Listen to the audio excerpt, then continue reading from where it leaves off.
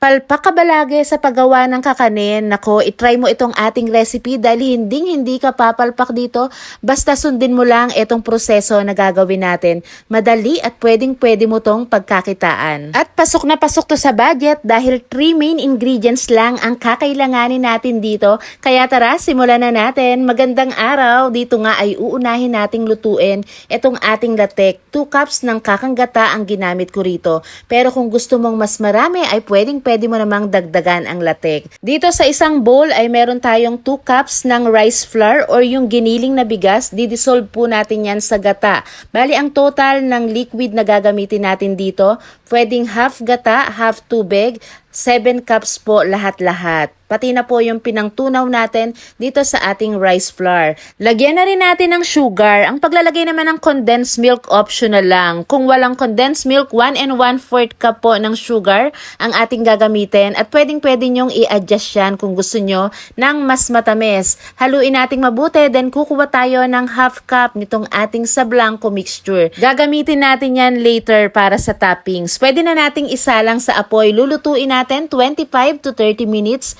Continuous po ang paghahalo at ang apoy po natin between medium to low heat. Hindi po kailangan ng malakas ang apoy, kailangan dahan-dahang naluluto para talaga namang napakasarap ng kalabasan nitong ating sabalangko. Ilang version na nga rin ng sabalangko ang nagawa ko. Lahat po yan masarap, kaya itry nyo. Pero ito pong ating gagawin ngayon, ako, talaga naman pong latik sauce pa lang ay talagang tatakaming ka na. So after 25 to 30 minutes, ito po ay paluto na, kaya pwedeng-pwede na tayong maglagay ng coconut oil galing dun sa ating latek. Haluin pa natin ng 1 minuto, then agad-agad i-transfer na natin dito sa ating mga paglalagyan. Bahala na po kayo kung planera, tub, or kung ano man po ang prepare nyo na lagayan. Pwede rin sa dahon ng saging, then i-flatten natin yung ibabaw.